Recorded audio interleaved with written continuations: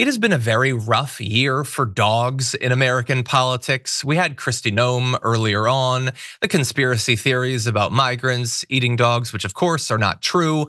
And now we have this. So let's talk about Kevin Roberts. You might have seen him a second ago. The president of the Heritage Foundation is facing new allegations that he personally snuffed out the life of a dog.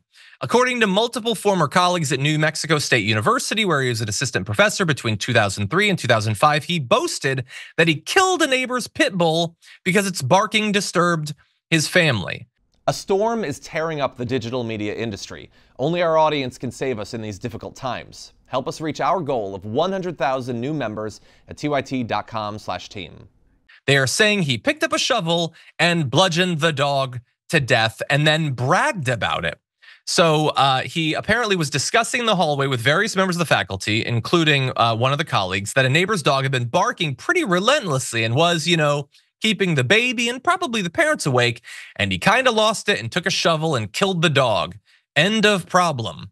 Marcia Weisiger, another professor at the university, recalled Roberts sharing the story to dinner, quote, "My husband and I were stunned, first of all, that he would do such a thing, and second of all, that he would tell us about it." She added that Roberts also mentioned considering killing the dog's puppies. So he denies this. He tells a different story. He says it's backed by zero evidence, although it has people who heard about it contemporaneously, saying that the pit bull attempted to jump a fence into his backyard and potentially could have attacked his daughter. Thankfully, the owner arrived in time to restrain it, and later more than 10 dogs were removed from the neighbor's property. So that's his claim. Now, according to the dog's owner, that's untrue. It was a pit bull named Loca.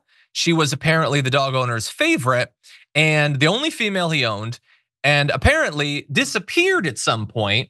And he searched around, including at local pounds, and was never able to find the dog. He says dogs were never taken from him, but that one went missing, which it might if someone had assassinated it and then hidden the body. Again, it was 20 years ago. We'll never know for sure what happened, Michael. But now multiple people are saying he bragged about this. They could be lying. It would be a weird thing to lie about. Yeah. Well, guess what, Sean? We know for certain this happened.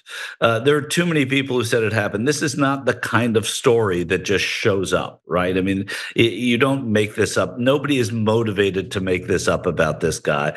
The man who had the missing dog isn't motivated to talk about a missing dog. He's not even accusing this guy or saying he knows it happened. Hey, coincidentally, my dog went missing. Also, in this whole spate of bad dog news, let's not forget that President Biden's dog bit like over 20 Secret Service. There were 20 biting incidents of President Biden's dog. So it really has, that was this year, it really has been a bad year for dogs. But it seems unquestionable and curious and bizarre that this guy is the canine Laura Loomer in a way. And theoretically might be helping to set the agenda for a second Trump term. But yeah, just it's very strange. Like, I know that on our side of the aisle, we're all supposed to be like childless cat ladies or whatever.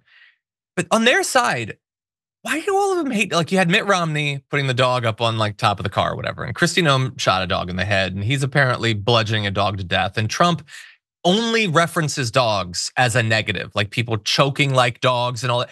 Why do they all hate dogs so much? There was that bulldog at the RNC. But when Haitians eat them, they just love the dogs. Yeah, I guess you're supposed to bludgeon the dog to death and not consume it. I guess you're supposed to be wasteful in that particular way. Exactly. Anyway, look, I don't know if this is true. I do think that if you were going around bludgeoning dogs, there should be some sort of legal consequence for that.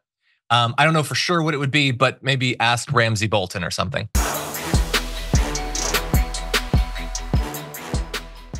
When you click the join button and become a tier 2 member, you get access to all of our weekly top 10 lists. What are you waiting for?